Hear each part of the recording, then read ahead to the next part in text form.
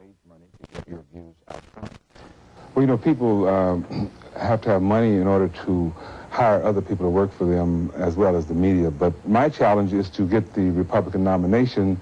After that, then I'd have the whole party behind me, and I'd have enough money to confront Cranston, who has $8 million. I have a huge war chest waiting. What makes you think you can get the nomination? Well, I feel that I'm very well known amongst Republicans in the state of California. There's a field of about 7 individuals vying for the nomination. And I believe that I have grassroots support. Frankly, my problem is with the hierarchy of the Republican Party. I have to convince them by my grassroots support that I'm a viable candidate. Do you have any support in the black community? I certainly do. I think that the majority... The reason I ask that is you assume that most blacks in California support people like the mayor of Los Angeles.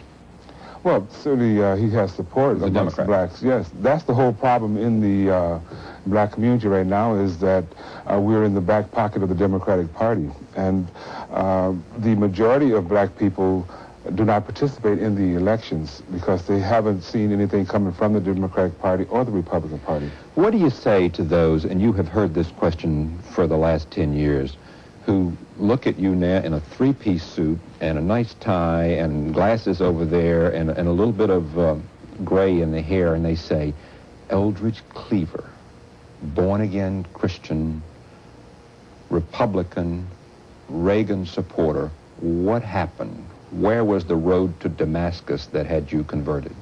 Well, the entire situation in the United States has changed tremendously. We were on the outside banging on the door of America to get in the 60s, and consequently our attitude was quite uproarious.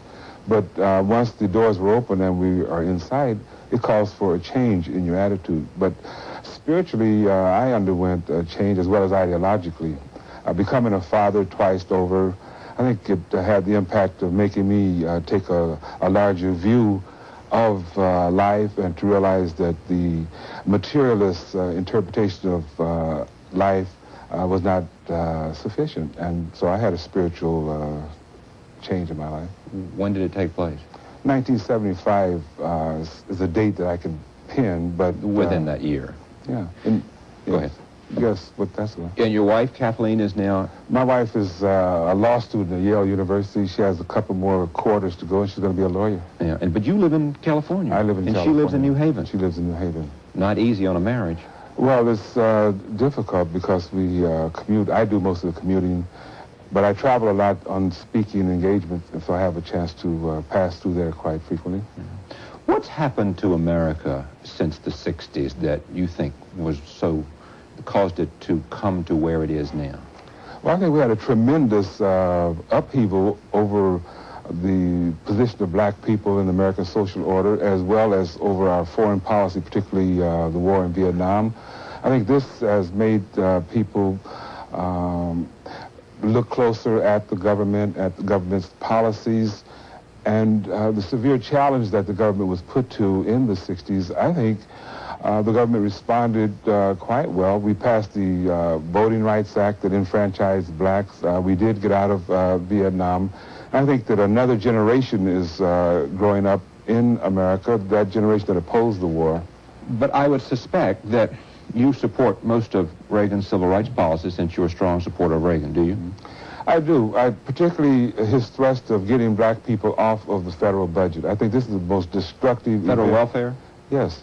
And I want to participate in orienting black people towards the private sector. That's really the heart of my campaign. We have a problem of the kind of leadership in the black community like Louis Farrakhan and Jesse Jackson leading black people down a dead end.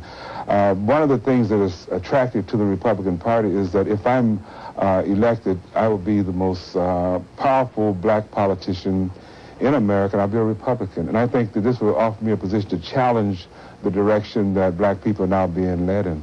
But the Reverend Jackson and also the Reverend Farrakhan would both say that Ronald Reagan, your political friend, is no friend of black people. That's what they've been saying since 1980, particularly. And they've said it over and over again to the extent they've frightened black people about Ronald Reagan. But I do believe that Reagan is the first president in American history who has accepted black people as political equals. And I say that because all the other presidents treated us as a special problem, the Negro problem.